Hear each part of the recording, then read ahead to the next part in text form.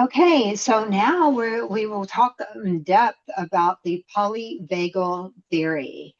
This is one of the most important foundations of trauma-informed yoga, and it's understanding how the nervous system moves through states of protection and connection, and it allows us to teach in a way that restores safety, attunement, and trust, both in ourselves and in our students. So, yoga is one of the most effective ways to influence these states because movement, breath, and interoception directly shape our vagus nerve.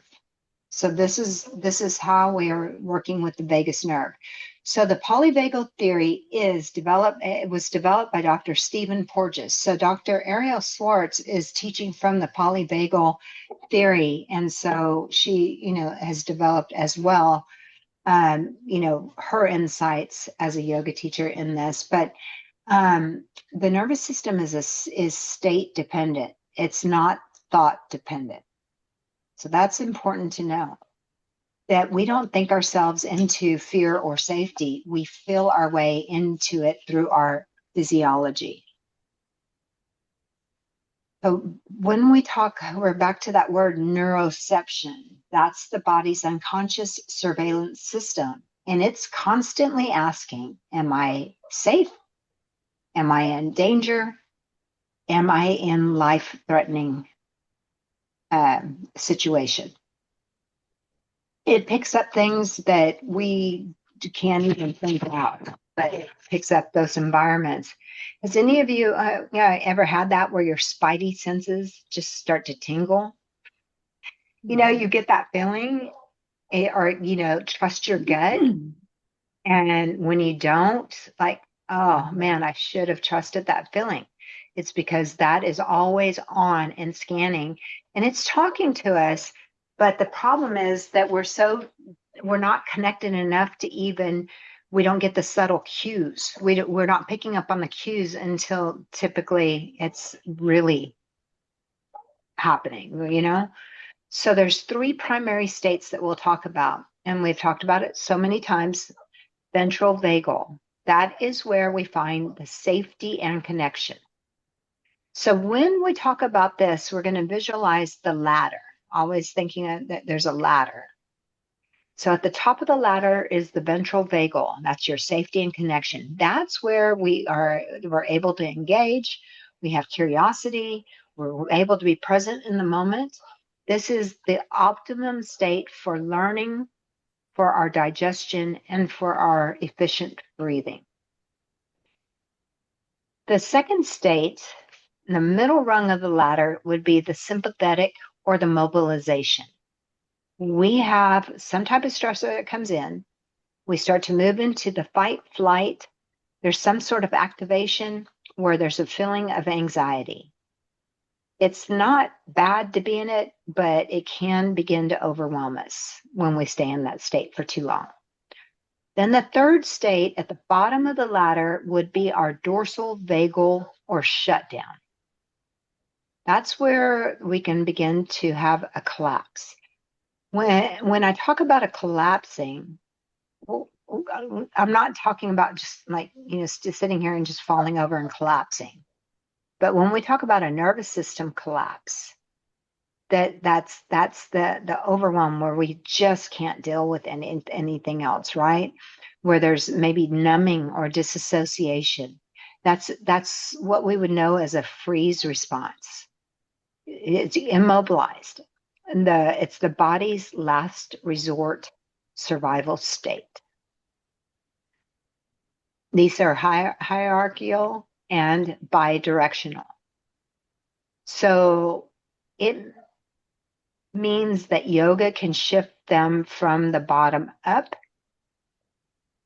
And it's not a one and done. Constant situations that are coming in our day, in our field on the daily, we're, being stressed out and mobilized quite often. So how the vagus nerve connects to movement. So the vagus nerve innervates our diaphragm. So when we looked at that, we looked at this is the vagus nerve is the cranial nerve. So it's running from the brain down, through the spinal cord, and it is connected to our diaphragm, which is our breathing muscle of respiration.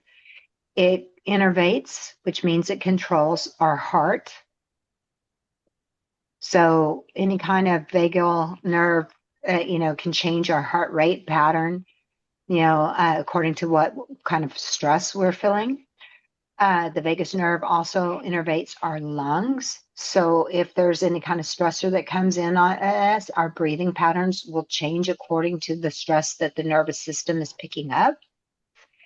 That our throat, our voice is innervated by that. And so when we do our humming and our chanting and those type of vibrational things, it directly affects our vagus nerve. That it also innervates our face. And so, our facial expressions and tones and whatnot, we are speaking before we open our mouth. There's so much information that is already there in the face, in the state of our vagus nerve. You can just tell when somebody's really stressed out. And then the gut is the main. This is, we've got to know this as our second brain. This is just as important as the brain and the function of the body. And actually is very important that it's sending the majority of our signals out to what chemicals are being dumped and released. So this means that yoga impacts our vagal tone through breath, through our vocalization. Sometimes when we take that deep breath in and you just let somebody just like, get it out, that's a vagal toning, and it's a relaxing thing to do. It's in our posture. Just noticing our posture throughout the day, coordinating that, just checking in with your emotions and your posture, just being curious about it, right? That's kind of fun to watch. And then our spinal movement. So by moving through the spine with our cat-cow, I love cat-cow. That's like one of the big ones. And then any abdominal compression. So when we're working with the forward folds, the twist and things like that, that's affecting all the organs that are underneath it. So what is underneath all of that is the organs of digestion, right? So abdominal compressions in the yoga classes. So you want to start thinking about what physical body parts the yoga poses are affecting. Where's there's a compression and then a release, compression and release. So then we have interoceptive awareness. So the vagal, we can work with our vagal tone through teaching interoceptive awareness. So movement is actually medicine when it creates predictable, rhythmic, slow sensory input. And the beautiful thing about this is that if movement is medicine, this medicine doesn't have side effects. So we would want to go with the more natural medicine if we could. And so yoga is one of those methods. So how yoga affects each polyvagal state. So if we wanted to support the ventral vagal safety, the goal of yoga is not to fix the nervous system. It's to create a safe enough, safety enough for it to regulate itself. The yoga practice includes rhythmic breathing, flow transitions. We've talked a lot about this. You're going to hear it. There's a lot of repetitive, but it's important because it starts to seed itself in you and intuitively knowing what to do. The grounded postures, Tadasana, child's pose, supine twists. And using predictable sequencing, really, it doesn't have to be predictable. It's not like they have to know everything that you're going to do. But what it needs to be is it makes sense. It has to make sense for the nervous system. And that I would call that predictable sequencing. That and using imitational language. So the effects that we have by utilizing these yoga techniques is to increase the vagal tone. So increase is good here. We want the vagal tone. It would stabilize our HRV. Mm-hmm. And it can restore our presence in the moment. Anytime that we can have presence in the moment, we're not in the past or we're not worried about the future. So that's a step away from the moment, right? If we were working with yoga to support the sympathetic activation, this is mobilized survival energy. In yoga, we don't suppress the activation, we move through it.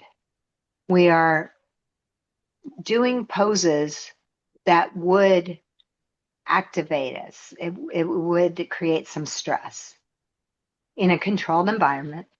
And then we're learning to work through that kind of stress in the controlled environment, which is your mat. So useful postures that would be here would be like any of the warrior poses. That requires some strength, some stability, some, really being present and having to stay with it, wanting to get out of it. The chair poses, working with chair pose. And we could have put that into our seated yoga, into the chair yoga pose class that I had, where I could have had them try to lift their seat a little bit off the chair and start to integrate. So you could start to train and get some like real strength by using the chair yoga for that with a little bit of safety underneath there. We also, another pose would be a high lunge. So, like, I introduced stress to y'all today in the chair yoga practice and had you kind of stay with it and, and gave you options to up the stress a little bit. But you had to, you made choices to stay within the capacity that you felt today. And the sun salutations. So, they're heat building, they're sympathetic activation. So, sometimes we start to equate, oh, I have to be in the parasympathetic mode all the time. And we realize that that's not true. We want them all to function well. We know that stressors are going to come in. So we want to begin to be able to feel stress and acknowledge it and kind of calm it quickly. And that's when we talk about the HRV, right? But techniques, when we are using the warrior poses, the chair pose, the lunge poses, sun salutations, is we need to really hone in on having strong legs, the strength in our legs, to have the stability in our feet and our grounding, feet or seat, right? And you want to pair this with a steady breathing, a steady, calm breathing pattern. And no matter what you tell them to breathe in and breathe out, they're going to do that. So you want to be working with the breath and thinking about the length of breathing that you're allowing them to have. And so that's when, we calm ourselves down before going to a yoga class, even though we kind of get hyped up or we might get anxious at the beginning. I still get anxious before every class I ever teach. But, I have to pull my breath back and calm that down, so my anxiety doesn't show up to the class. There could be, we want to go into a slow descent into grounding postures. So we want to move in the energy and then land it. Want to be able to move the energy and just land it. If we're looking at supporting our dorsal vagal, dorsal vagal, or where the freeze, the shutdown, the disassociation, the bottom of the ladder, students here need grounding, orienting, deep pressure, predictable instructions. So poses that would be useful for this would be a supported bridge. If somebody is feeling lethargic, they don't want to get out of bed, you're not going to have them do the bridge pose where they're having to pull on energy that they just simply don't have. but we can get the front body open and we can start to move toward those postures with support, because opening the front body is going to bring energy. It's going to bring joy, happiness, that type of thing, because it's just opening up the front body. When we're shut down, the energy that's going to follow this is lethargic. When we're open up, the energy that's going to come in is more energy into the system. So we're trying to bring them, if you think about it, in the tamasic, the rajasic, tamasic, and sattvic states, right? If somebody were really tamasic, lethargic, you would need some sort of caffeine or something that would stimulate them. And we're thinking about this with poses. So we could use a child's pose with bolsters, is nice. We could do restorative heart opening. So not just heart openers that are requiring energy to sustain and muscular strength to hold that open, but we would give them the restorative option, but still open that particular space using weighted blankets or sandbags. People really, really respond to that. And you can just, it's amazing how you place a sandbag and you hear the sigh that comes out of them. There's this deep sigh when it hits the right place. So I love a vinyasa class. I do. But if we looked at the environment and we just thought, it's a pretty safe bet that people are pretty stressed out, that people's nervous systems might need a little break, that if we could still work them hard at a little bit slower pace where they were able to fill in between the transitions, that people don't always know what they need. They could say they want something, but when they feel this nervous system settle in them, they didn't know what they were missing until they got that little taste of it. So you could gently amp up your classes. If you're a full vinyasa teacher, you might want to take that time to slowly get them in there where they have that period of time and then bring them down too, so they can get back into that, right? So that's just something to think about in your teaching, because you are making a conscious decision with information now of what would really serve the general public if you're a public yoga teacher, right?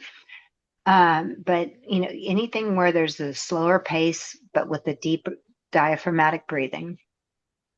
And the cueing that you use is what is going to set your classes apart. The cueing that you choose, if you have them notice the weight of their body against the earth, and just transition well. I always say a good class is transitioned well.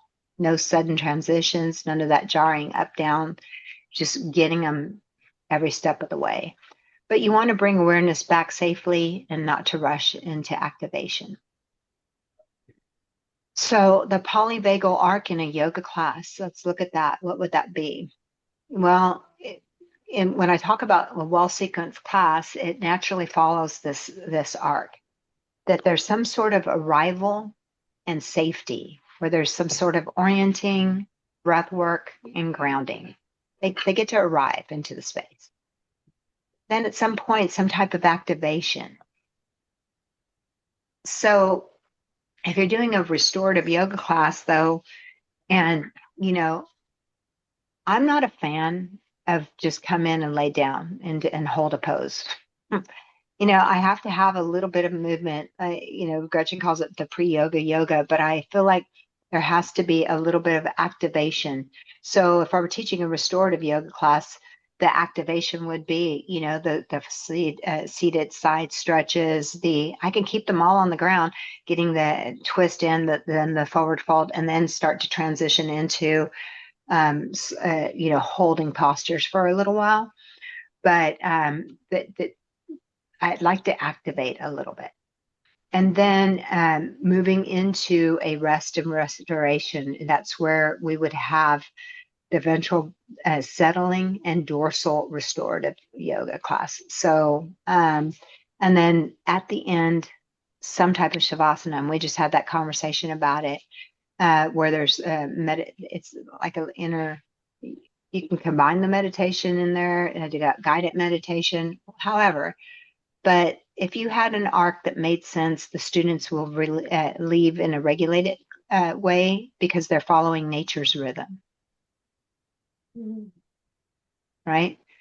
So if you wanted to teach through the polyvagal lens and you wanted to use invitational language, you want to use the notice if you're feeling this. You want to give yourself permit. You tell them that they could give themselves permission to do this variation or that variation. So, so it's not so permissive for me.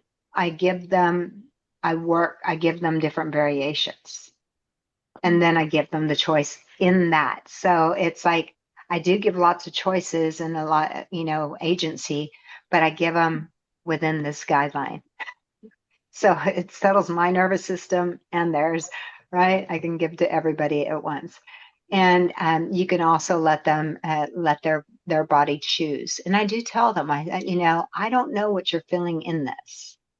Let your breath be your guide. I kind of guide them into that, where they're accepting the responsibility back into themselves. The predictability, the safety comes from knowing what's coming next or trusting what's coming next. So that comes from a teacher who is not doing the rapid fire cues, not doing any kind of dramatic surprises. They are showing up with a sequence that is making sense to the nervous system. Orienting, in the beginning of class, you want them to be able to move their eyes to let the head turn. Um, you can offer them to look around the room and let your body know it's safe. So when you first get them there, you can give them the option. I really like that when somebody says, "Hey, just kind of gaze around the room and notice what colors you see." Da, da, da. That starts to bring you into the space. Gretchen, I feel like is a real pro at that. Like when she takes you into meditation, the way she does, she takes you go noises that you hear outside, traffic, and then in the parking lot, and then she starts bringing you in, okay, in the lobby, okay, in this room only, and so that starts to bring you in. But that's a good orienting to bring them inside, because you have to understand that most people don't really know what going in means. That place is so foreign to them that there's been so disconnected, and especially if we're talking about CPTSD. And how long has this been their norm? So how would they know what going in looks like, right? So you almost sort of have to guide them and let them come in and take a look around in a way that's not too deep. Um, you can ask them to notice what sensation is most noticeable right now. Oh, stop. Look at there. What's his name? He does something. Wait. Don't tell me. House wrecker. What is he? Home wrecker? Named Homewrecker. Homer. Yeah, little Homewrecker. Homer. He's crying at the door. I'm sorry to interrupt you. No. This is the beauty He's of just Zoom. he's just so no. A cutie patootie. And when you can co-regulate, what can you do Anything. to co-regulate? Well, your tone of voice is a vagal cue. There was this teacher that I remember, Christina. We talked about Christina a lot. She's on our mind right now. But I remember when we were doing one of the teacher trainings, that she told this one student, she was like, "Why do you like when she goes to teach? She would talk in this voice. What was the voice back there, and it was this different voice, and it's like It's Christina's like, very high.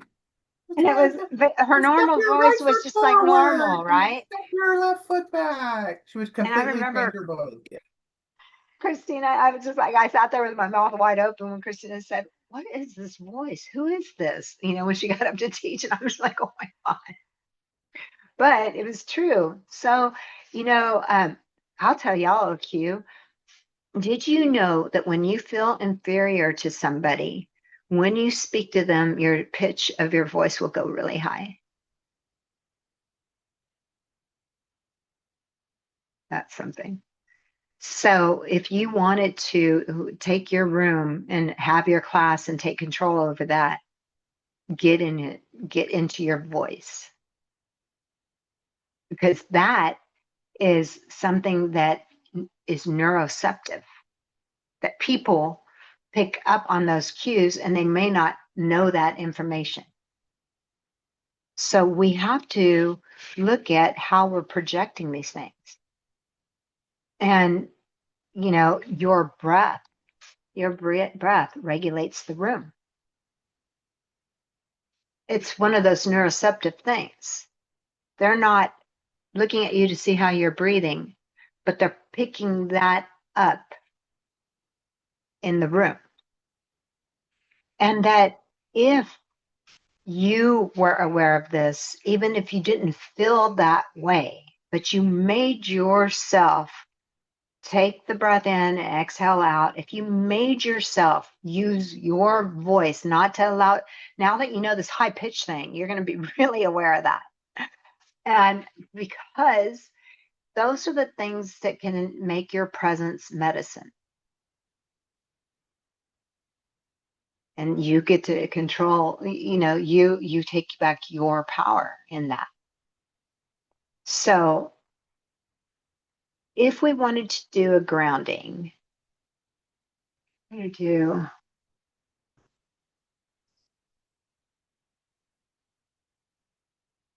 I don't know, do y'all feel like doing a practice? I'm a dorsal vagal. How are you? Because I can let y'all teach. Anybody want to teach? So I'm going to give you a grounding practice. And it's easy. So look, I'm just going to give it to everybody. So if we were going to ground in the ventral state, we can do an easy seated pose. We could do one hand on the heart and one hand on the belly. And you would cue the breath ratio, inhaling for 4,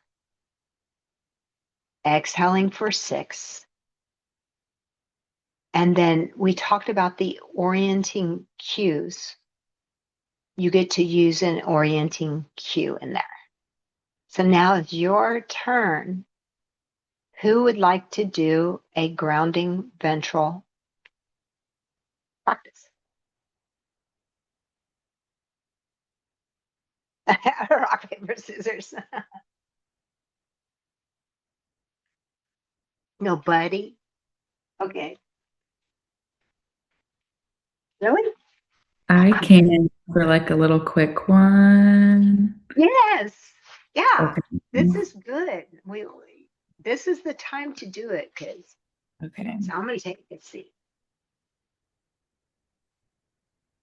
All right. Well, coming into a comfortable seat here, whether it's in your chair, whether it's on your mat, if you want to have your hips elevated, that might feel good too. But just coming here into an easy seat and just starting to notice your own breath, taking a deep inhale through your nose, and just exhaling out through your nose again. Then coming back to your center here, bringing one hand to your heart, letting one rest on your belly. And then beginning to notice how you're feeling here. Noticing any sensations that might come up. Noticing if your breath is feeling tight anywhere. Noticing any tension in your body.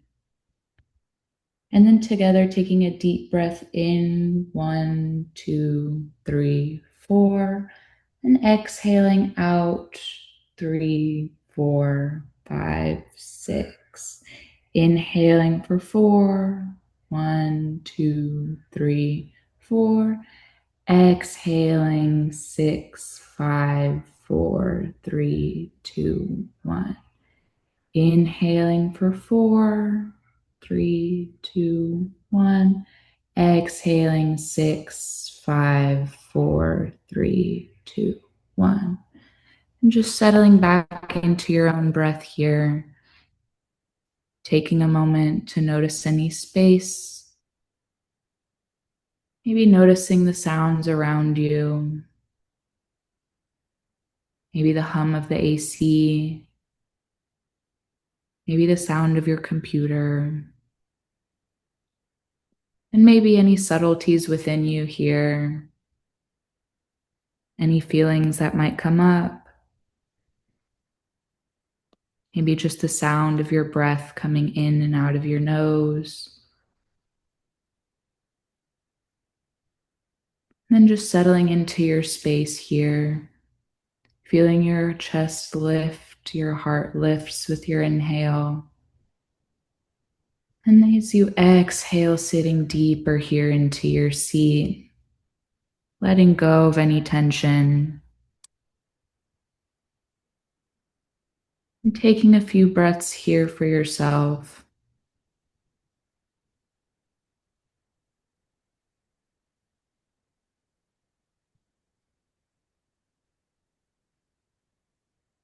Then as you're ready, you can bring both your hands to heart center, gently bowing your head into your hands and gently fluttering open your eyes as you gently lift your head up and adjusting to the light. So many things I like about that. Those were such good orienting cues. And one thing I want to, I love the breathing counting.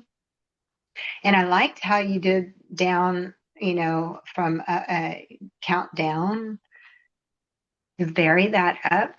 Because for me, that's like an anchor to hang on to stay present in that moment. Mm-hmm. Sometimes when the teachers go in and they count, there's a count for the breath.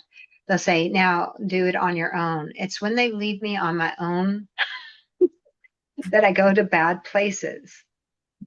So for me, that's the teaching that I do is as I kind of stay with them on that, because that's, I'm teaching to my tendencies. And that makes sense because it's being true to myself, and that, it's the people that need that will come, right? And the people that don't like it, they'll go somewhere else. But no, that is good. Have you taught that before, like that? Yeah, I've taught like box breath to like a group and to like a bunch of beginners too. And I've tried to like I've tried to teach a lot of breath work to like beginners and mostly like my college students. And so the people who will take it, they'll take it. And then the people who are just like kind of looking around, like, what am I doing? Like they'll be like, what am I doing? And it is what it is. But I really like doing like the orienting cues or like bringing you into the present moment or like notice your surroundings so you can notice like, oh, we're just in this moment to then come in. Because it was necessary for me, especially teaching outside, because you have to like you're obviously noticing like the cars driving by, or like somebody drives by really loud with the radio. Okay, they just drew tension away from the class. Let me also be like, let's listen to that song and then come back. And so I really like teaching with the orienting cues. That was really good. Yeah. That this is good. And so, like, y'all being true to yourself. That's the thing, is like, you don't need to change. You don't need to learn this. What you need to do is just be more authentic for yourself, because you will speak to the people that you need to, and you're speaking from experience. So if you get anything from this, it's like, being more true to yourself and doing the things that you need that have helped you. And that is the truth that you'll be teaching out. You'll never, yeah. Anybody else want to try to teach that grounding ventral? Want to have the practice here? I'm fine with it or not, but up to you. But I say take advantage if you have a chance. Okay. The next part would be an activation of the sympathetic. Wait, oh wait, let's go back to our grounding. Oh yeah, this is the part I don't want to do. I'm so shut down. It's the time change. It's got me. Okay, this one here. I'm going to give you this sequence. So this is the activation. I'm going to do it if somebody will teach me. A cat cow, a sun sal A, really slow. Chair pose. I already said I'd do it, right? Dang it. Warrior two pose and strong standing shapes. So you could just pick one. Okay. I'm going to do this if you will teach it, and I kind of need it. So who wants to teach it? Who wants to give me back? That's so Mm. funny. And uh-huh. And you want it standing, right? We're going to be on the floor. This is not a chair. Well, no, it can be a chair. We did all of that in chair. And then you can Yeah, help but them stand up from their chair for a standing pose or a tree. no, I was just thinking of how I could do it standing. Um, if you don't mind. No, I need to get my butt up. No, really, this is important. And you'll see if this actually works or not, right? Because you'll see how I respond. See if you can give me some energy. I gotta move some things around here really quick. Yeah, you go ahead. Gretchen, you better do it. I know. Come on, Gretchen. If you don't Come mind, on, Gretchen. if you don't mind, I'm Go going to ahead. stay out of this one. I need That's to, Yeah. I need to rest for this. No, it's fine. No worries. I have anemia and I'm short of breath sometimes. No, that's fine. No worries. And I have Here, a very small space, so we'll see. Thank you. this one's for me, Sandy. You don't have to worry. You get to rest. You get to take naps. Let's see. You know, I should have just did the first one, Adriana. Man, you should be doing this one. See? I know. Jump in because there's more. This is hilarious. All right, so this is one that I do for activation when I feel, especially like my third chakra, very dense, tight, and blocked. Are you doing the poses that I gave you? Yes, I am, little girl. Okay. Okay. All right. So let's come to the top of our mat. And I'll be shifting around because number one, I don't have a mat. And number two, I have hardly any space. So, Okay. all right, let's come to the top of our mat. And we're going to go ahead and separate our feet a little bit. Lift your toes, spread them wide. Set them firmly into the mat. Bend deeply through the knees. And push up into the floor as you straighten your legs and feel the muscle engagement. And just relish that engagement for just a moment. Just feel the strength of your legs here. We're going to go ahead and inhale our arms up above our head. Let the backs of your hands come together and really reach the arms up. And I want you to think about your fingers being like a sunlight extending out of you. And think of the fire in your belly as you inhale deeply and exhale as you let the fingers expand and come down like a wide sunshine. And you're going to let them come down to the size of your legs. And we're going to inhale them up deeply, taking them right back up where we had them, really reaching as much as you can out of the fingertips and then coming down, exhaling here and finding that beautiful extension, the beautiful sun, the fire of your belly. And we're going to inhale our arms up, just regular, and exhale, we're going to fold deep. Inhaling to a half lift. Exhale, fold deep, and inhale, come all the way up, a half sun salutation. The next time around, we're going to come to the floor. So let's go ahead and bring those arms down and inhale up. And exhale, we fold. Inhaling to a half lift. Exhale, fold deep, hands find the floor, stepping back right and left into a beautiful plank. Pushing yourself forward on your toes. Let your knees find the floor, knees, chest, chin. Inhale up to cobra or down dog. Curl your toes under, back it up into down dog as you exhale. 3 breaths here. Let's just walk our dog, letting the heels find the floor. Looking the center of your heels, looking for the floor. Feeling the strength in your legs. Curling the tailbone up. And on that 3rd exhale, whenever it is, bend deeply through the knees. Walk, step, or jump to your hands. Inhaling to a half lift. Exhale, fold deep. And inhale, come all the way up. Exhaling, hands to heart center. Go ahead and step wide on your mat. And we're going to go ahead and bring left toes forward. Right foot behind. Into warrior 2. Bend deeply through that front knee, into that left knee. Roll the shoulders up, back, and down. Tuck the tailbone here and bring that right arm forward. We're going to pull our bow back, aim your arrow up, and release the arrow. Letting arms come parallel to the floor. Once again, take that back arm forward, grab your bow, shoot your arrow up. What is your target today? Releasing the hand, letting that arrow fly. One last time.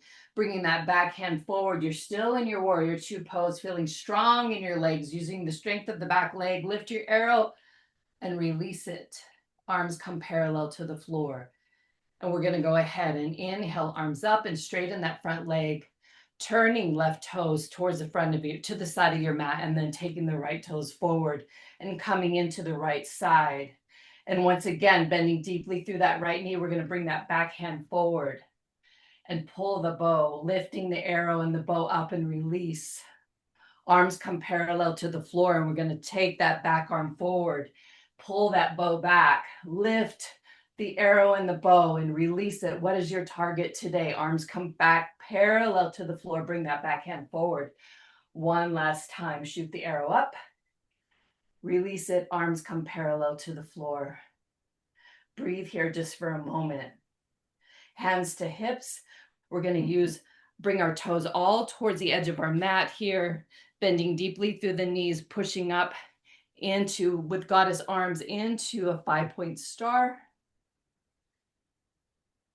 Hands to hips, heel toe in. One last pose. Let's bring our feet hip width distance apart, bringing arms up, inhaling deeply. Exhale as you sit back into your chair. Arms are in line with our ears, breathing deeply here. Inhaling deeply, and exhale as you come up to stand. Arms come to your sides.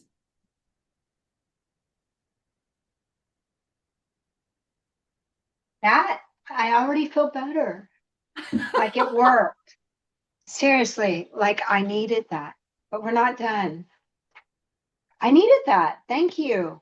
I like the bow and arrow. That felt so good. I was really shooting that bow. So that would be sympathetic. And you see, I was so lethargic that we added this rajasic thing, and it brought me to a normal level. Right? Yeah, me too. So I'm back. So this is like, we're seeing this in real time. So now the integration part would be where we shift downward. We just finished that practice. So this one would require a low lunge, a pigeon or figure 4.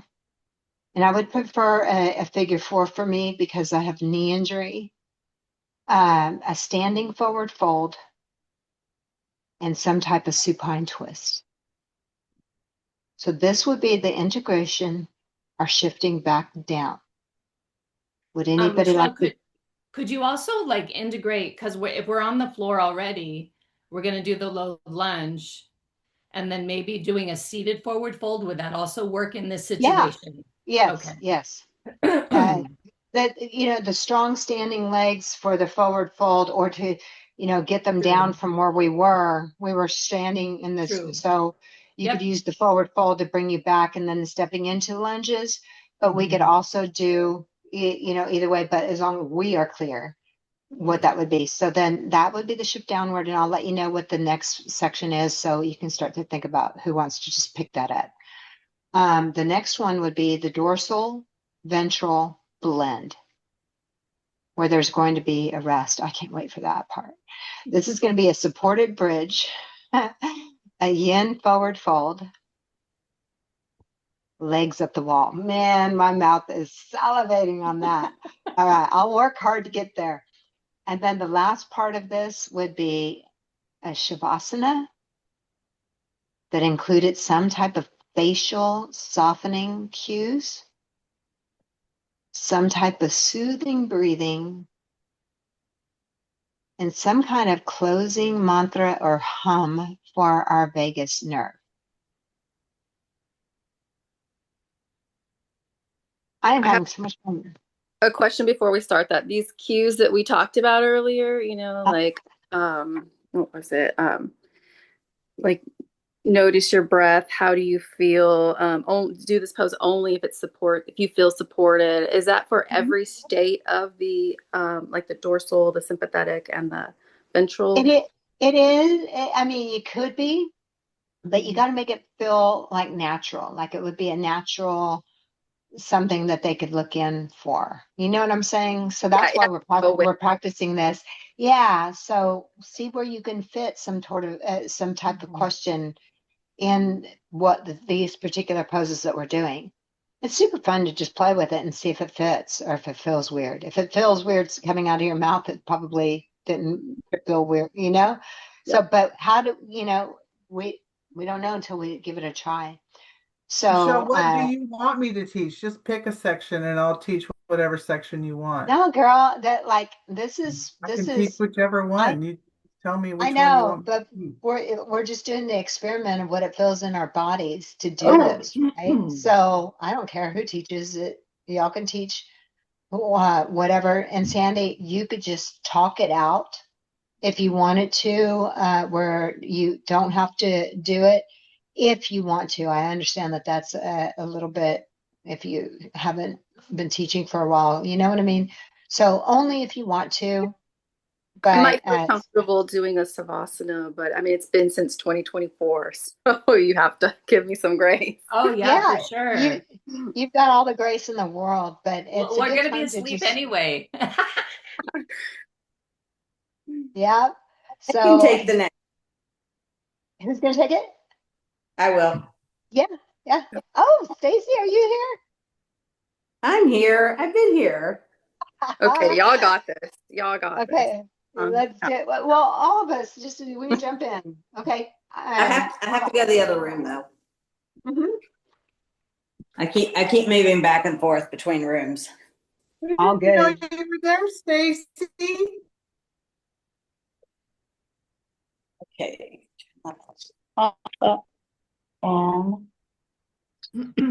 So y'all have the sequence written down so far. So just make sure that you have it. So we had the grounding ventral, which was done, the easy seated, hand on heart and belly, the breathing ratio of 4, inhaling 4, exhaling 6, and then the orienting cues in there, which is done great.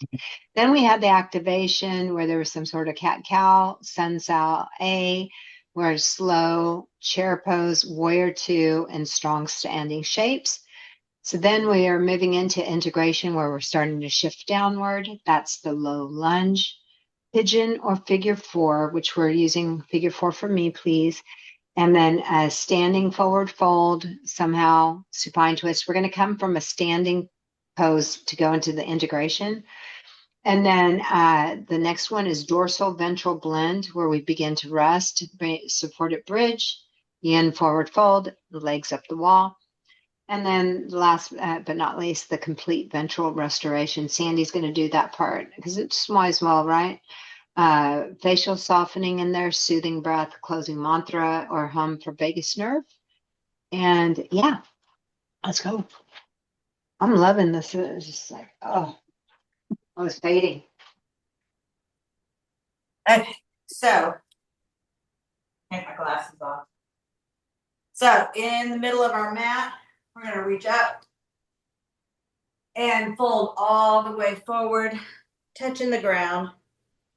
Then we're going to take our right leg back and bring your knee to the floor. Put both hands on your left knee and come up to a low lunge.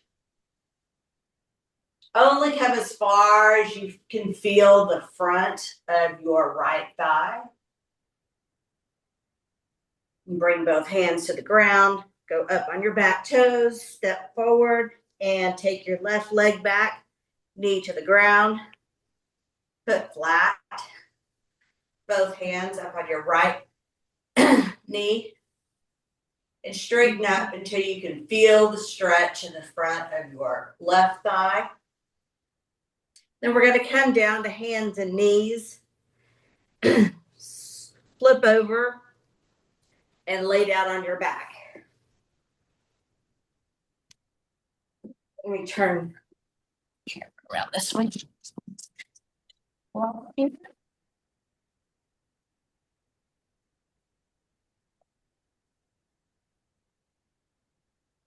Where'd it go?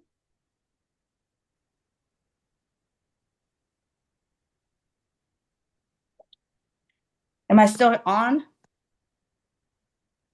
Yes, ma'am. I just like you can't see me. You're just seeing a wall. Oh, okay. Yeah. So come down to our backs with our feet on the floor, knees up. Take your left leg straight up in the air. Place it just below, place your left ankle just below your right knee. And lift your leg up parallel to the floor and grab behind your right leg and feel the stretch in your left hip. Take a few breaths here. If you want more of a stretch, stretch your right leg up to the sky, pull in a little further, and press out your left leg with your left elbow.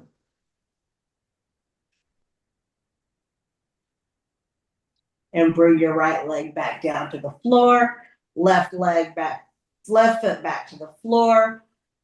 Lift your right leg up, place your right ankle just below your left knee. Bring your left leg up parallel to the floor, reach through, grab the back of your left leg. And hold here. If you want more of a stretch, stretch up your left leg straight to the sky. Pull back. Pull your hands towards your chest. Pull your leg towards your chest.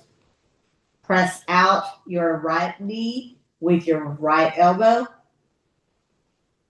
Take a few breaths here. Bring your left leg down. Your right foot back to the floor. Bring both knees in. Hug your knees to your chest. Reach out with your left hand and make an anchor. And then take your right arm, your right hand over to your left knee and bring both knees over to the floor for a twist. Keeping your left shoulder on the floor at all times.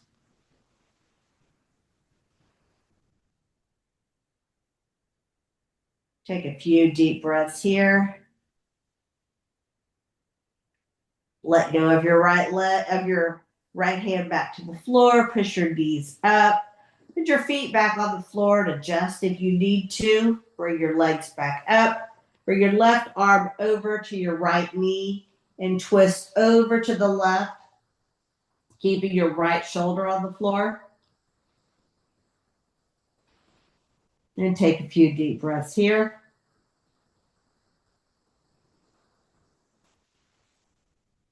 Come back up, feet on the floor, slight bridge. And take both legs out, stretch your arms up, stretch your legs out. And there you go. Felt so good. My God, it's been so long since I've had y'all teaching me. You're doing so good. I had you when you were babies. Look at that. And who's next? Who wants to jump in on the next part? We have the supported bridge, yin forward fold, and legs up a wall. I'll do that. My camera is not on the ground, so That's okay. So Walk us through. the dogs were in here, so I had to get them out. Please remind me. Bridge, forward fold, legs up the wall. Yeah, we have a supported bridge, a yin forward fold, and legs up the wall.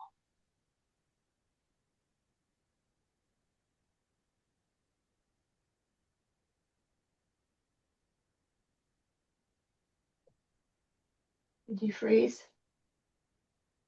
I think her internet kind of froze. Brad Chi. Okay, while we're waiting for her to come back, grab Locate a your block. break. Low, there medium. you are.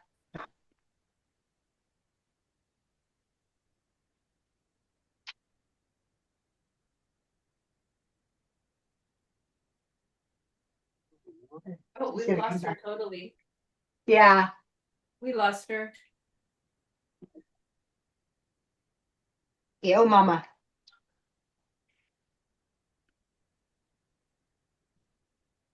I'll let you. I'm right here. We got you. I knew you were freezing up on us. It's okay. Like, we're not in a hurry. We're good.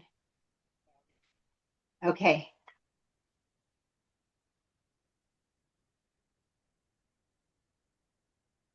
It's all good. It happens from time to time.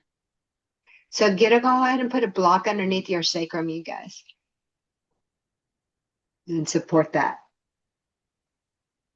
We'll just meet her there. She's coming in.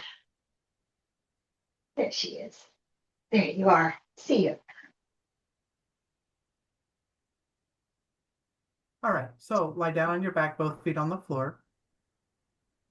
And just feel your back body on the floor. I'm just going to take a moment here. With your knees bent, laying on the floor to arrive to your body. Just settle in, settle back.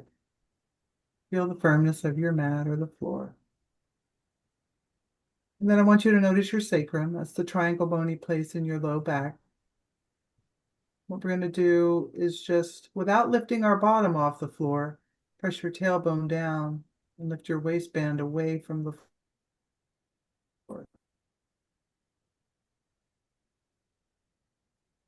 Bottom is heavy on the floor. Feet up. Take a deep breath in. And as you exhale, transition across the center of your sacrum and press the center of your waistband down and draw your tailbone toward the ceiling.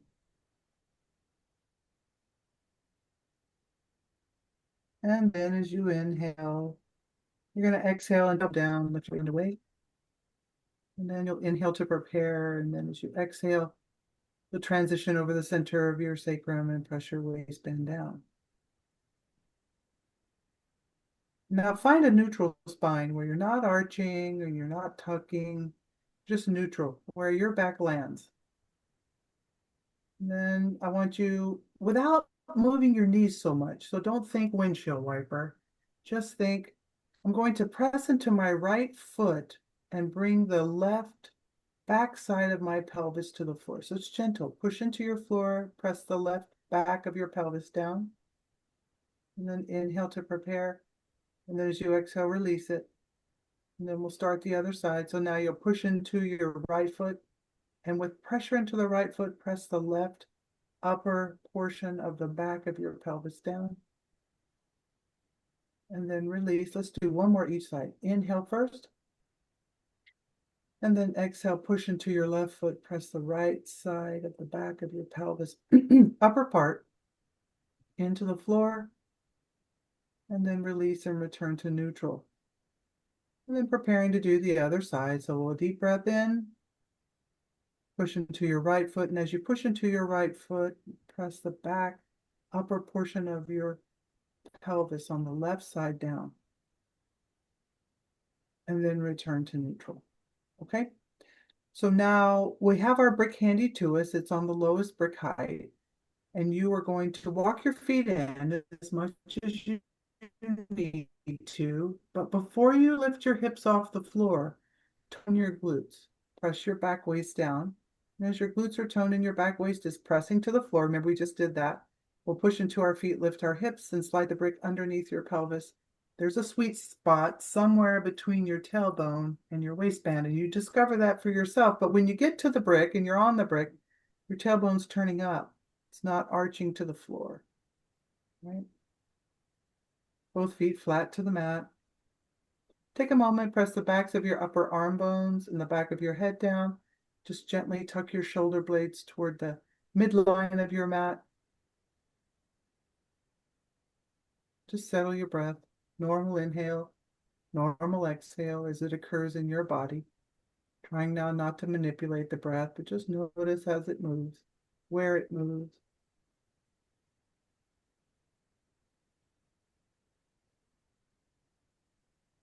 And then we're going to act as if, we won't do it, okay? So just act as if you are going to lift your hips off the brick. Don't do it though. Just push into your feet, tone your glutes, tone your quads, little tone to your hamstring, and act as if you were going to lift off the brick. But don't. Just activating the lower body. Feel your feet pressing into the floor. Feel the strength of your legs, your hamstrings, your glutes. And on your next exhale, relax all of it. Let it be heavy on the brick.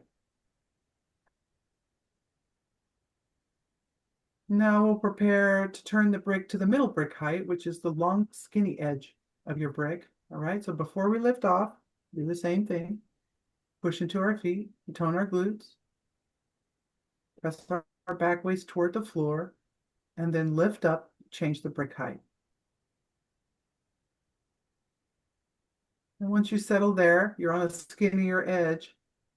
So settle, find the place that works best for you, the sweet spot, like Michelle said earlier.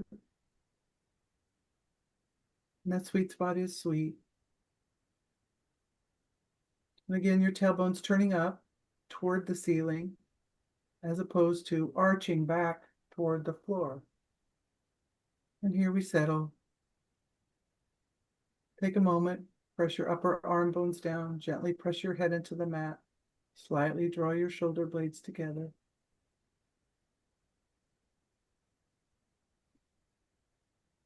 And just breathing.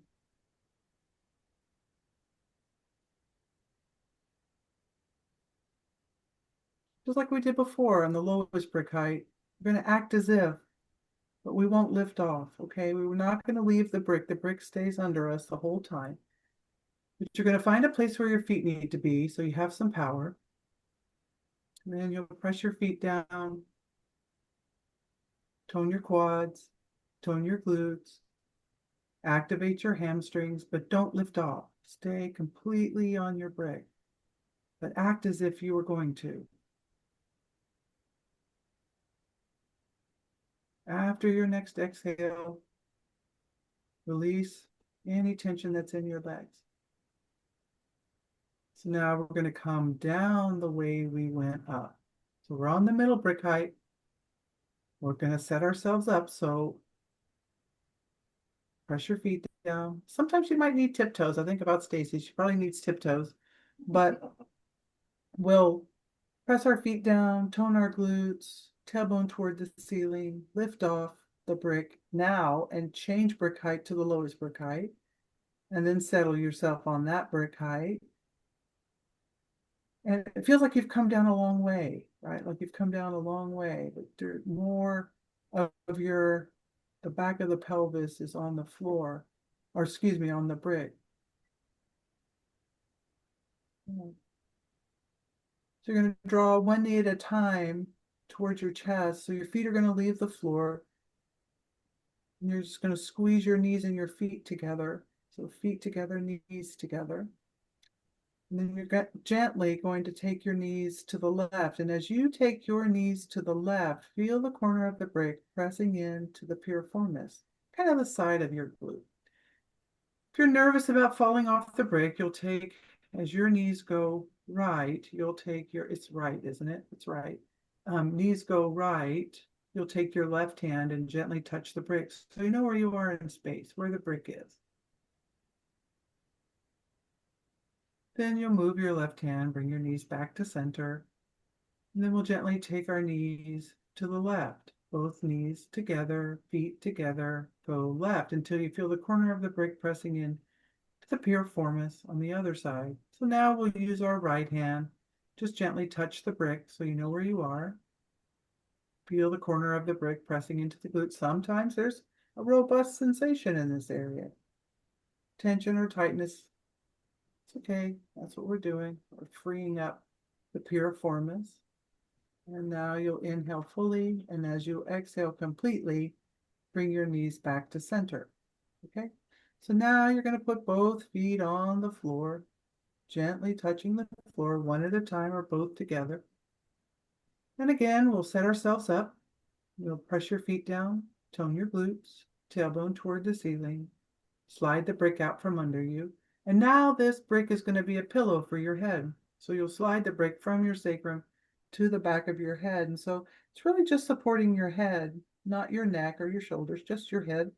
And as you're resting your head on the brick, I want you to notice the bony process at the back of your skull, your occipital ridge. Now give the weight of your head over to the brick. As you give the weight of your head over to the brick, gently, slowly, micro moves. Turn your head to the right or to the left. Doesn't matter now, whichever way. Then as you make it to the side that you're going to, same thing, let your head be heavy. Small moves. When we take small moves like this, we notice where there's any areas of tension or tightness. So right now it's just a fact-finding mission. Just noticing any areas of tension or tightness as you turn your head to the other side. Now you'll kind of take inventory. Was there tension or tightness? Which way was it? Right or left? What I want you to do is go and seek that tension out again. So if it's where you are now, stay there. If it's not, or if it's where you came from, the other side, then go there. Find that place of most tension. And when you find the place of most tension, give the weight of your head to the brick. Let it be heavy. Smooth firmness of the brick is going to allow that area of tension to release, unwind. So now we've done one side, so we're gently, slowly, micro moves, going to turn our head to the other side. And likely where the place of tension you had before, go to that same place, even though there's not as much or even any tension there. You'll go to that same place on the other side and do the same thing. Give the weight of your head over to gravity. Heavy. Relaxed. Bring up any tension along the occipital ridge. And after your next exhale, you'll bring your head back up to center. So it's like you're looking straight up at the ceiling now. And you'll slowly pull the brick out from underneath your head and rest your head on the floor.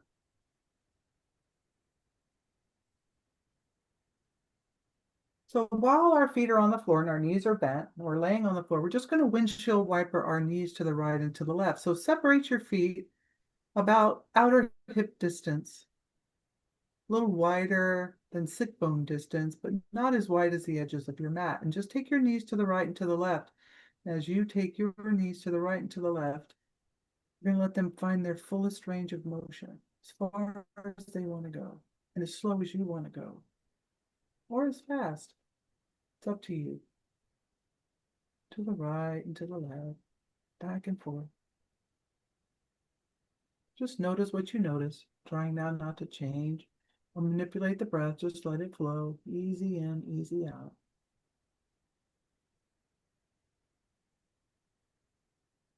And so whichever way you're going now, go back to the other side, and then we'll come back to the middle. You're going to keep your right foot on the floor, keeping your back waist on the floor, your sacrum on the floor. You're going to draw your right knee to your chest. So left foot's on the floor, right knee to your chest. You're going to interlace your fingers behind the back of your thigh, above your knee, like the belly of the hamstring area. Keeping your bottom heavy on the floor. It's not important that your legs straighten completely, but you're just going to push the ceiling away. So straighten your leg any amount. Now with our foot, our left leg's in the air, we're going to circle our foot 4 times, big circles. 1, 2, 3, and 4. Let's go the other direction now for 4, 3, 2, and 1. And we'll put that leg down, bring its neighbor up. So now your right foot's on the floor, your left knee's in there behind your hand. So you're going to interlace your fingers behind your left thigh. Fully extend your left leg as much as you can. But remember, your back is heavy, your sacrum's on the mat. Keep it heavy.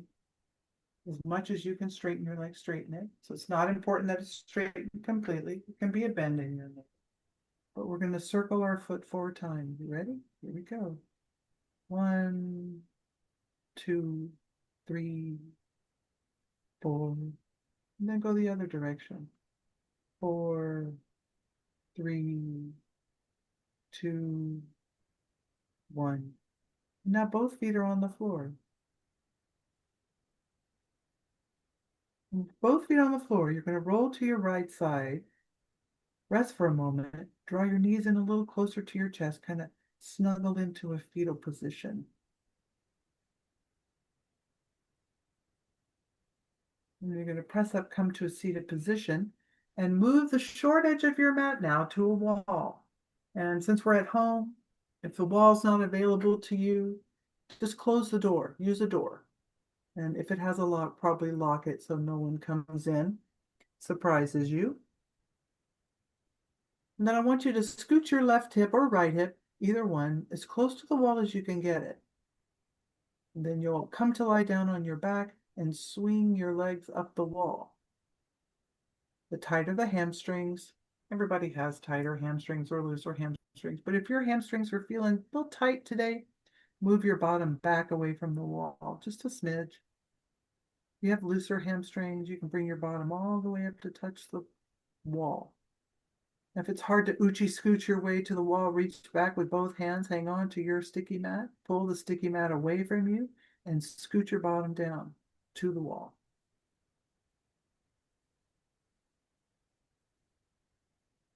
But I want your whole sacrum to touch the floor. So whatever it takes for you to have your whole back body on the floor. Now I want you to separate your feet, sit bone distance apart.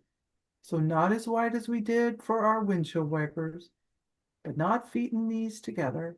A little bit of separation. And then really let your feet roll out to the sides. Just let them do what they're doing. Some knees may bend. That's okay. Let them bend.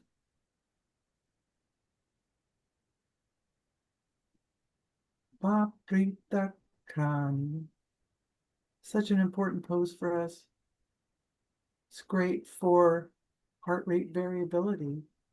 This is a great pose for swelling. It's great for after you travel or if you drive for a long time or if you're overly stimulated and tired in the middle of the day and you don't have time to nap. You can swing your legs up, set a timer for 10 minutes. This acts as an inversion too. So maybe headstand, shoulder stand are not available to you, but legs up the wall, it's available to us all.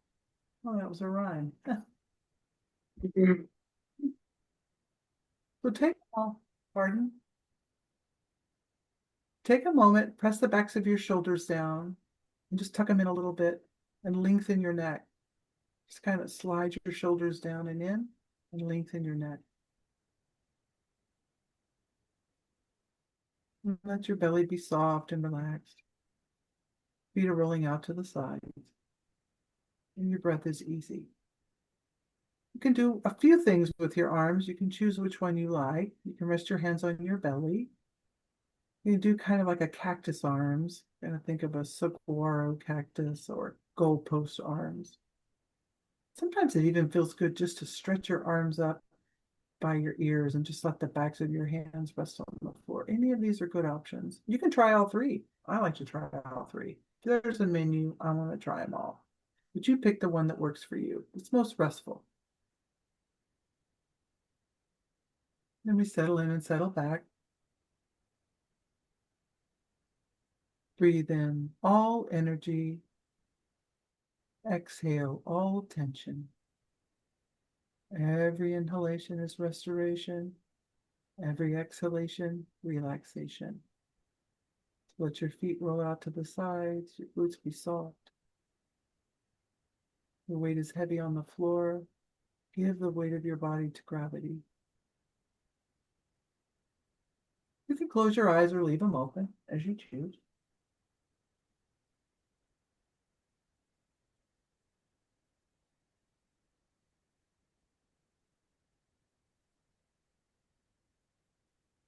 Every inhalation is restoration. Every exhalation, relaxation. So we're not really working our legs. There's no trying to tone our legs or firm our thighs. We're just letting our legs rest and be supported by the wall or the door, as the case may be.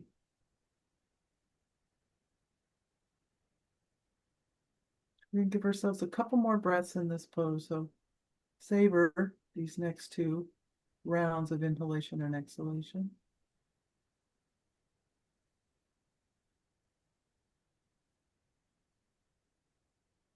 Now you're going to bend your knees. You're going to place both feet on the wall. You're going to push back from the wall a little bit, just ooch back.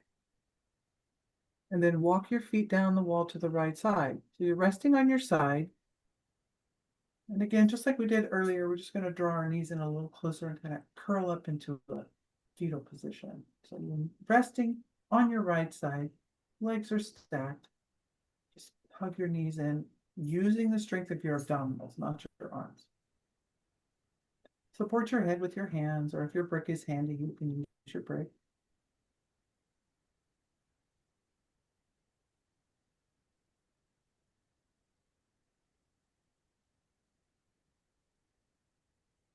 Now, when the time's right, turn to look at the floor. Use the strength of your arms. Let your head be the last thing to come up. Push into your arms. Lift up. Come to a seated position. Kind of move away from the wall. Yep. We're done. Very nice. And then, anybody want to take us home on that? I could take us home. Okay. All right. Begin by coming into a comfortable resting position. Laying your back into Savasana, or you could choose a position that feels safe and supportive for you. You can use a bolster under your knees, grab a blanket, put a pillow under your head. This is your practice today. And you're always welcome to adjust anytime you need. If it feels comfortable for you, allow your eyes to soften and gently close your eyes. I'm going to play some music, relaxing Savasana music.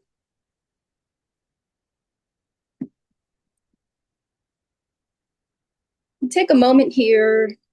Notice the support of the ground beneath you, the floor, the mat, the earth holding your body. Begin to gently become aware of your breath.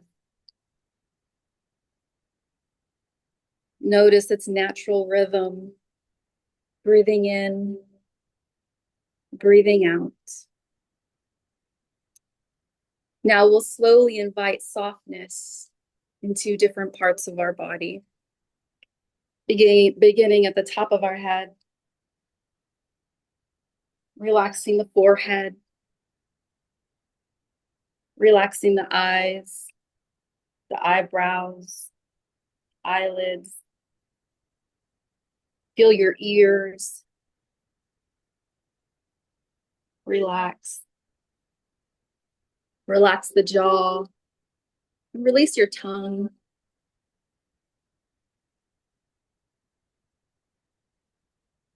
Continuing to breathe. Feeling your arms relax all the way to your fingertips, your chest. Just feel yourself melt into your mat. Relax your hips, your torso, your legs, your knees. Relax your feet.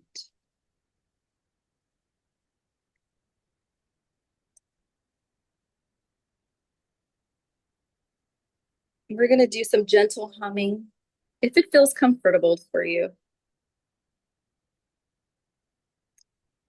We're going to inhale together and exhale. We're going to stimulate that vagus nerve and encourage resting of your nervous system. Inhale, exhale. Breathe in. And as you breathe out, softly hum, feeling the gentle vibration in your throat and chest and your face. And exhale as you hum. Again, inhale and exhale, hum. Feel the vibration. Inhale and exhale with the hum. And do a couple more rounds of that at your own pace.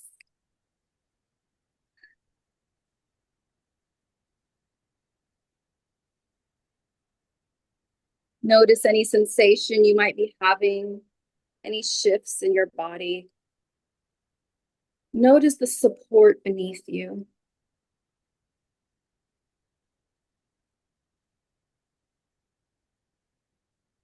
You are safe in your body.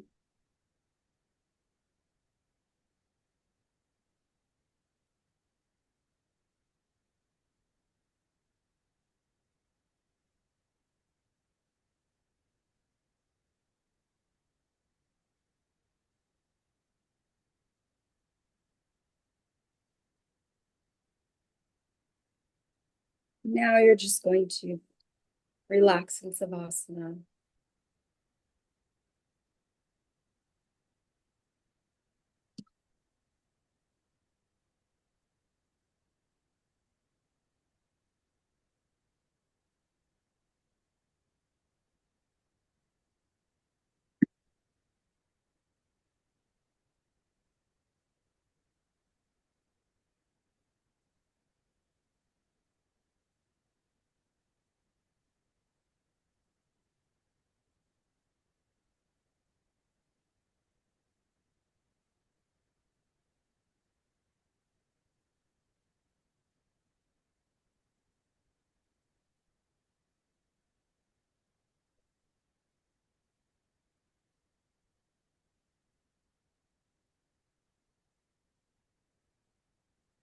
Start to bring conscious breath back into your body. As you begin to deepen your respirations, become aware of your fingers and your toes. Taking a little time to stretch the arms and stretching out through your legs. Feel a deep body stretch. And slowly, when it feels right for you, bend your knees, placing your feet onto the floor.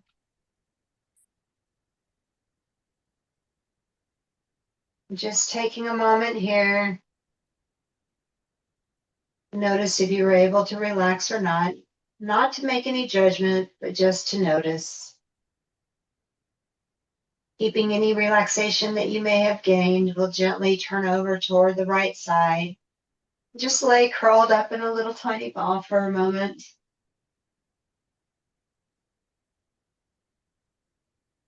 Don't come up yet, but when you do come up, let your head be the last thing to come up, gently turning toward the floor. Using your left arm, right hand, begin to press yourself up into seated position. And then as we take our seat, allow yourself to feel the anchor of your seat.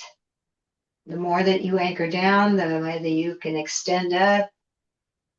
Just notice any space that you've created internally. Bringing all awareness into your breath, every inhalation and every exhalation. We'll begin to draw the hands into the heart center, pressing the hands into one another. After your next exhale, we'll Om. Take a deep inhale.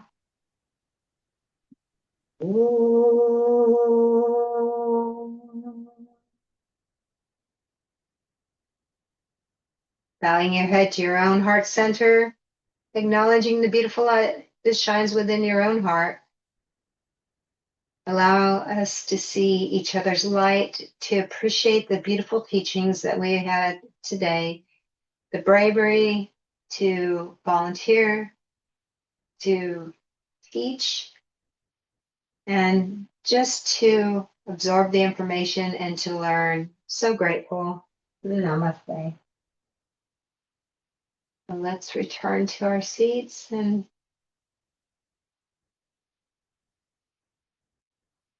thank you all. Welcome back to teaching. Feels good, doesn't it? Okay, so that felt good for me. I mean, I think I needed it at the end of this. So thank you so much for that practice. How did y'all feel? You have to kind of give yourself permission to give permission to let them, make some choices, but at the same time, you're guiding them. And, that was really sweet. I'm grateful for you guys. Well, we've covered all of the subjects that we had today. And now we want to think about where we're going with this. So my thought is, and let's see how you feel about it. I send another packet out for the week 2, but I held back a little bit. Did y'all get a workshop outline worksheet type of thing in yours? I think you did, but no, you didn't get it. Okay. That well, what happened last time was everybody freaked out. I wanted to quit the program because they had to do a presentation. And so I realized that not everybody really wants to do formal presentations. So I, feel like that's optional. But I do have worksheets for preparation.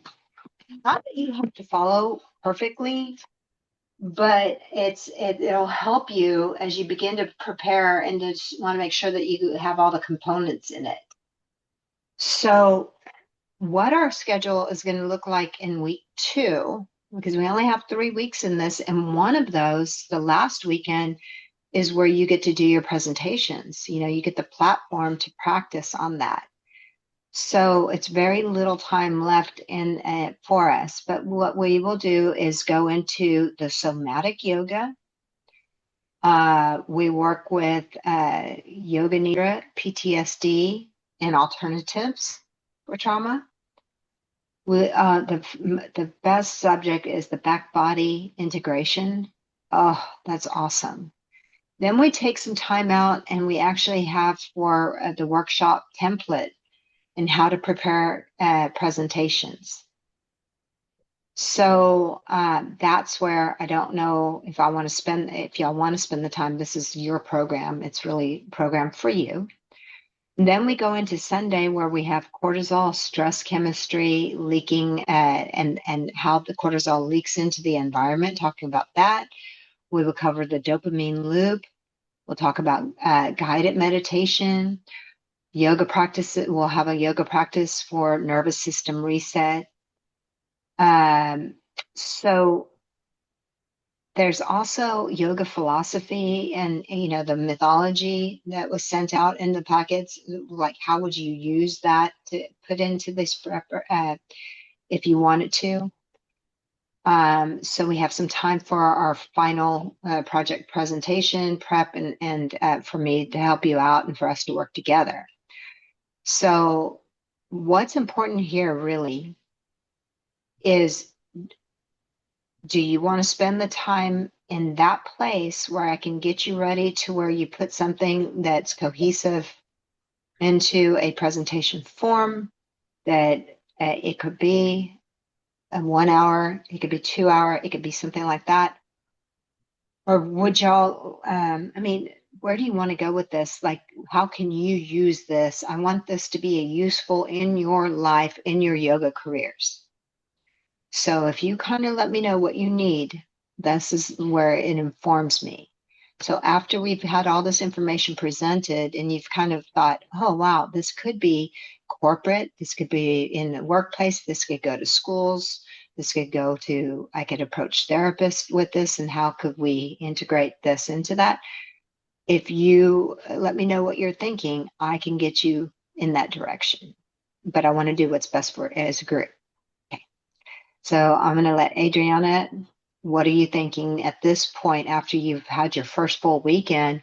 What's your thought process now of where you want to go?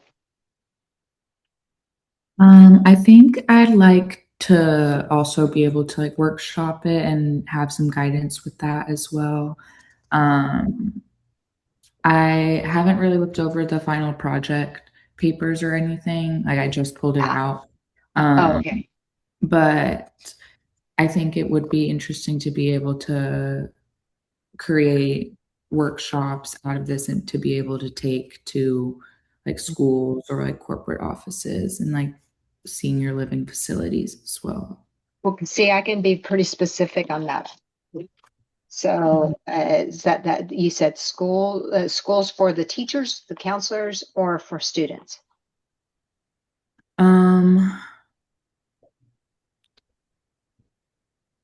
I guess for teachers, I know a lot of teachers right Okay. now, and I think they could benefit from a lot of these practices. And if they have a pretty regulated nervous system, or if they have these practices, they can also share them with their Oh, yeah. students. Oh, yes. I mean, definitely. Absolutely. So you said schools, say it again, schools and Um, I also think corporate, just because I think that would make money. mhm. And I also said like senior living facilities, but that's just off the dome. No, and that's a great place for the chair yoga.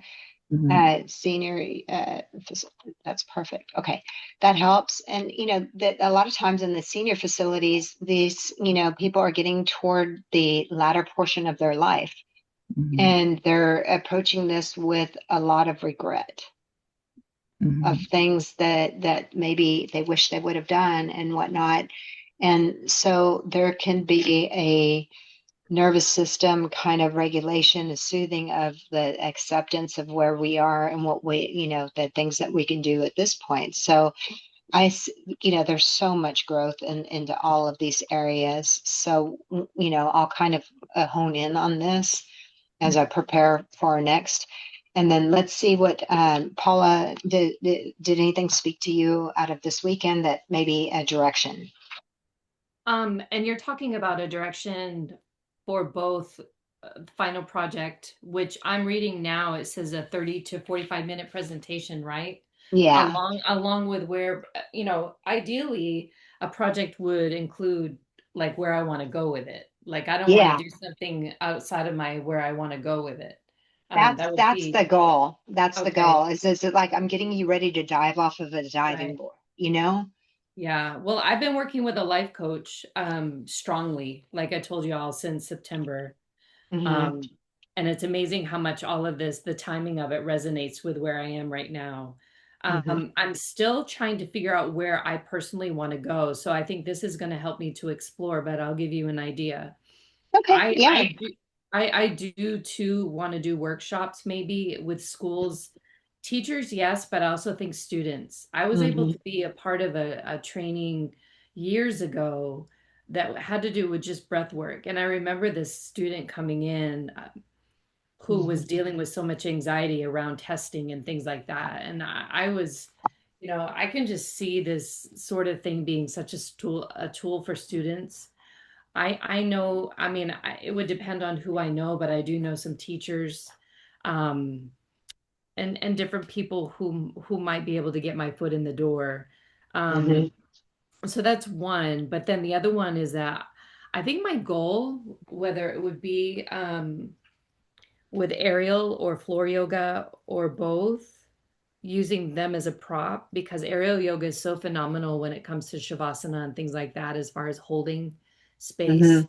Mhm. for a person. I see myself working one-on-one with women. Mhm. Mhm. I don't know how. I don't have a clear picture of that yet.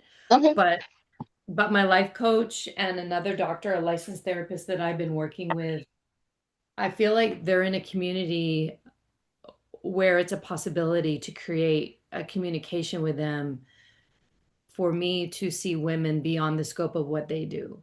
Mhm. And Yeah. maybe not, and not, of course, Gretchen was so right when she said not violating HIPAA. That is important. But we're also taught to read people's body language and things like that when we teach a yoga class. I already know at HEB when I see women what's going on in their life. Um, I know if they have trauma, I know if it's heartbreak, I know if it's burdens. You can tell by how someone stands. Mhm. But those are kind of the two things. As far as the final project, I don't know where I would go in the scope of that to do a final project, but that That's is okay. something that I'm going to talk with my life coach about. I've already texted her about it.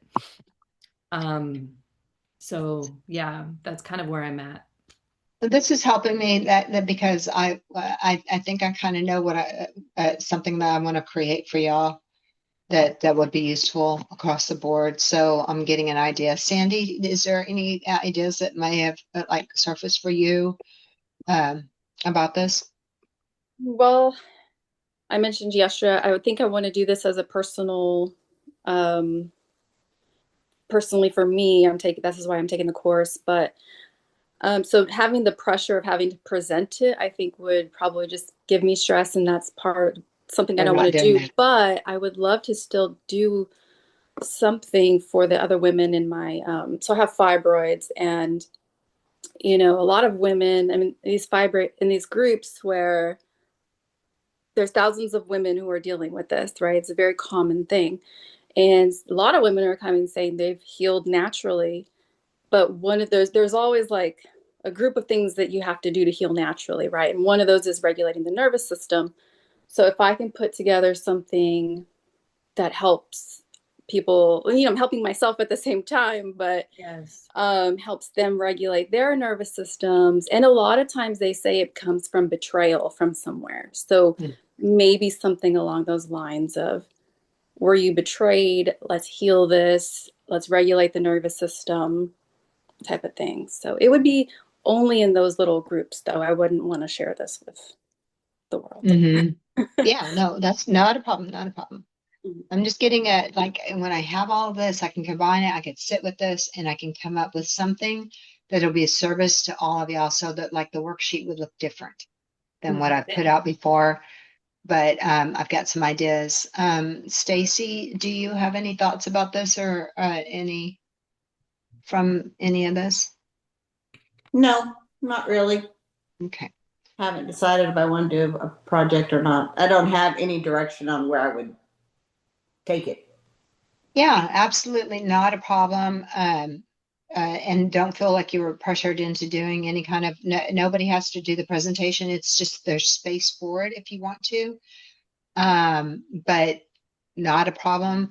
And I'm just thinking what I would do is that just because eventually you may not know now, but it may be something where you would want maybe a 30, 45 minute, just like almost a spiel about this nervous system, where you would teach a couple of breathing techniques. It could be taken into the PTAs. It could be taken into, teacher workshop days, or it could be a lot of different places. So I think that it would be serving you well if I came up with something where you had a 45-minute plan that could introduce topics, and then you could grow from there. Because what I was initially giving out was, how do you do a workshop like my 2-hour workshops on Saturday? But I don't think that that's what, people are really looking for necessarily, although it's a possibility. But we're looking at structure, and what would we have in there where there doesn't feel like an overload of dumping of information, because not everybody needs to know about the whole nervous system. We're learning about this, but we're learning so we can inform our teaching, and then we can use the tools of yoga to let this happen for people, and people can feel this. So they're having that kind of experience. So yeah, I've got a good plan. And then Gretchen, you'll probably do a presentation. I know that. And then, is there anything more that I can consider when I put this plan together for a group? I feel like this touches on every area that I would be interested in, women. I'm not necessarily interested in going into a corporate situation. Yeah. Oh, it's not my jam. But Yeah. I'm always down to hear about it. I don't have Well, it's not for me. we can, But my focus is, yeah, just women, and yeah, I mean, everything that's here is fine for me too. we can do something pretty generic. So I'm not going to be real specific for each of your groups, but I think that we can have some sort of generic plan. I haven't quite figured out what I want to speak to. I got a few ideas on the on the docket, but when we see each other next time, I'll have a clearer picture of what I want to present on. Sure. And, I'm always here. And we also didn't touch on the subject of there's addiction. Remember that we had kind of mentioned that in the beginning. So I could create something that would go across the board with the nervous systems and, looping. And okay, so that'll be my homework. You have your homework of Alikia's video. Again, it just does the polyvagal theory, and I love, the information in there. So I think you will too. Just listen in. That was one of the videos that we captured people on it. So I don't really like giving this video out, but it is what it is. So there's that. And I'd like to know what you are taking with you, 1 from today, and then 2 from the weekend total. Okay, so it doesn't have to be a whole lot, but just a smidge of, I need to know if you're taking something with you. Go ahead, Paul. I think today was the first day that it finally hit home that when a trauma happens to a person, that you feel it, right? So it comes, it lands, and it creates whatever pattern, havoc. Today was the first day that I've ever realized, because I've always been a one that wanted to know the why. And even though I've sat in your classes,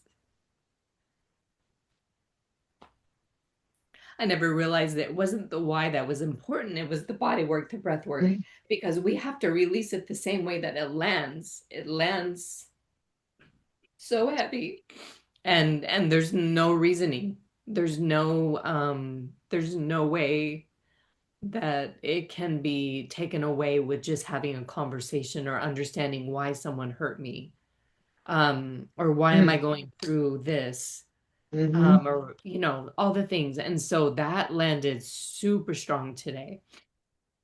So that being said, the whole weekend is just indicative, because I believe when we're curious and we truly put it out there, there's going to be synchronicity. And this is just part of my synchronicity growing more.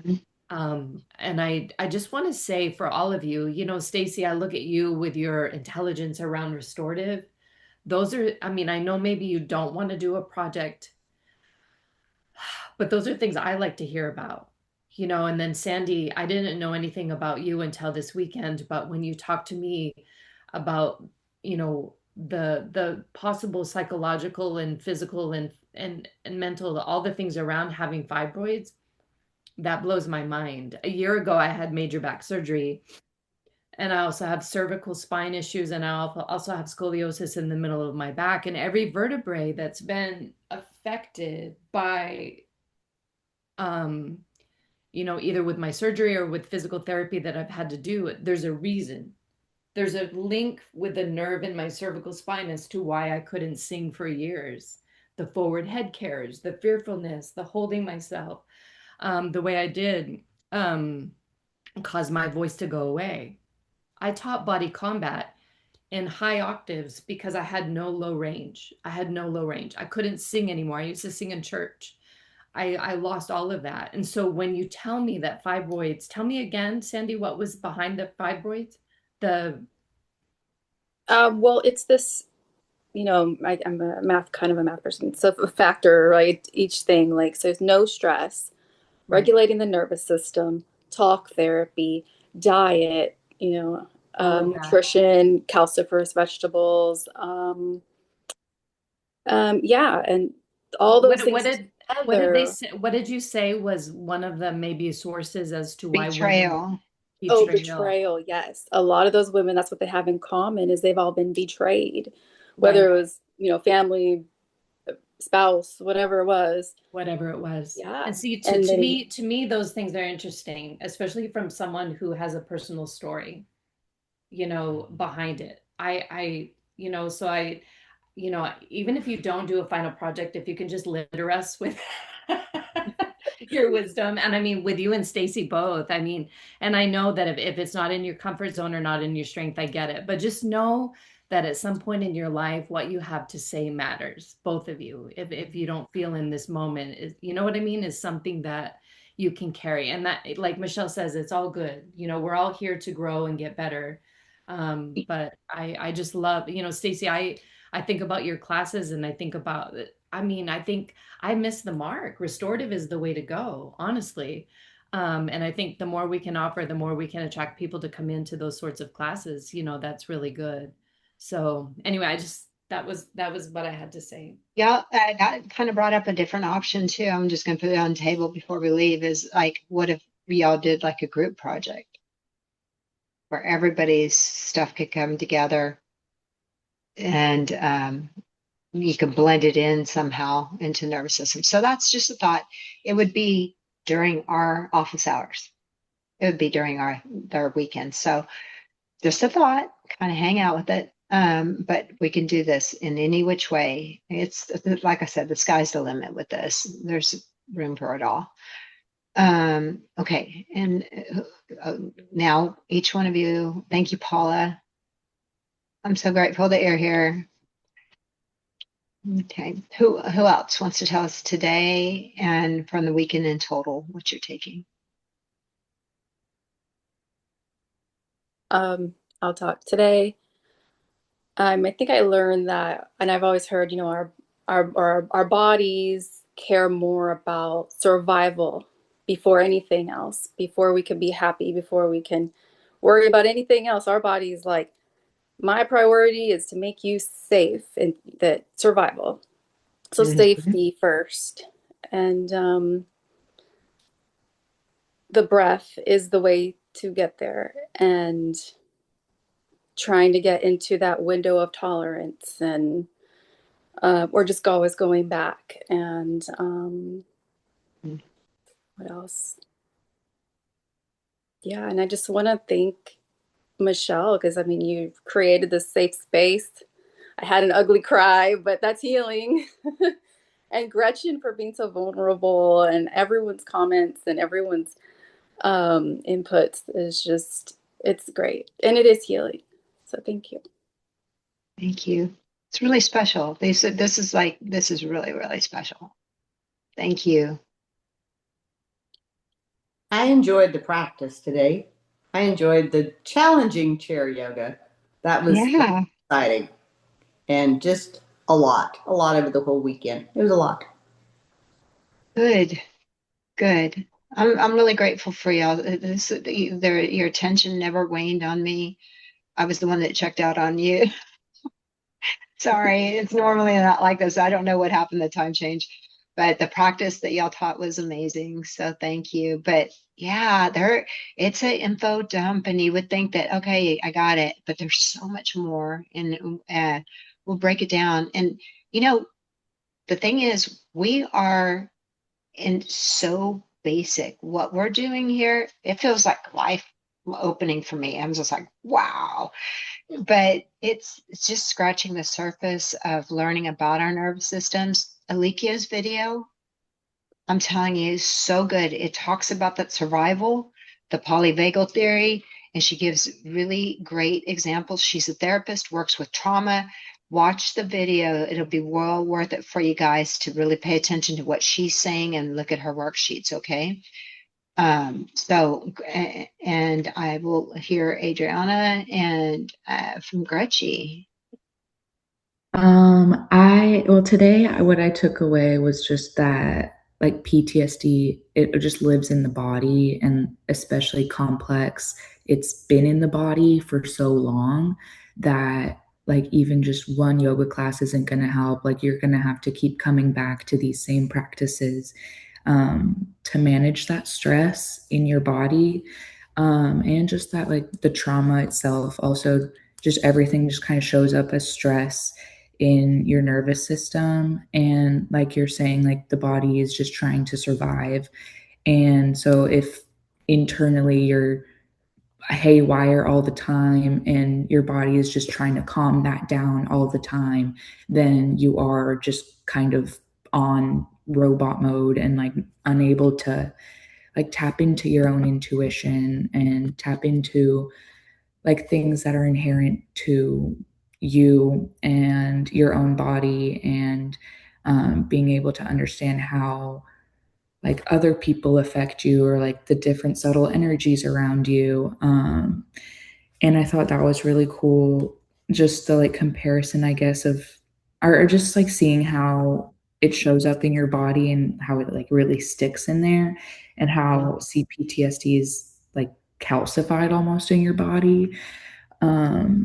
And I really liked the chair yoga because I've done some chair yoga before, but it wasn't like very challenging. I would say like the biggest challenge was like focusing on my breath. And so that was like a new lens that I appreciated and was new for me. And I really liked the talk on alignment, and how like in yoga we are taught these alignment principles, and we like know them as yoga instructors and teach them to people, and to just get back to that, and how you can still offer this sort of alignment for the nervous system and for like people who are just don't even understand alignment, I guess. And like regardless of our understanding of like, oh, well, your spine is supposed to be stacked over, whatever, maybe it like hurts somebody in some way, and like offering modifications for that. And just I highlighted in my notebook energy management. Yeah. I thought that was really fascinating. And I'm interested also in looking more, I guess, into chakras and like those energy centers too. That's next But, week. Oh, okay. That's next time. Yeah, just knowing that. And I think just alignment alone and for stress management, it was really, there's just a lot. Yay. And of course, all of y'all are incredible women and great influences, and I'm glad to be in this group. Yay. Yeah. And Gretchen? I mean, I don't feel like everybody said everything that I was going to say. I say this all the time, and I'll say it one more time: is that there's no glass ceiling. There's no glass ceiling in yoga. It's as much as you want to learn, as deep as you want to go to see how it helps people, and everyday situations, and that this is a tradition that's 7,000 years old. And it explains the human condition, and it continues to explain the human condition. Uh, Yeah, so I mean, yeah, I felt like it was a great weekend. I enjoyed all the yoga from everybody and seeing my friends, Stacy and Paula from the South, and seeing Sandy again and Adriana, a new friend. I'm not So sure what it's happened to. Oh, go ahead. I'm sorry. so I'm happy to see all my friends and have new friends. So, you know, it's good to meet new people. So I'm happy and be reminded of who my friends are too and what their interests are too. So yeah, I'm just grateful. Thank you for Michelle for putting this on for us. And you know, I say this all the time. Om Namah Devyai Uma Devyai Namaha. Thank you, Namo Namaha. Gretchen. I'm not sure thank you so much. I'm not sure what happened to Olivia, so I got to check into this and just decide where we go from this. But yeah, hopefully she can join up with us, but I'm just not quite sure. So I love you guys and have a good weekend. And then I am going to get on this, get your packets sent out really early because obviously it takes a while from here. We're in Egypt, apparently, somewhere. All right. If anything comes up, please let me know. Safe travels if you're traveling, and I'll see y'all in April. Okay. Love you guys. I I think.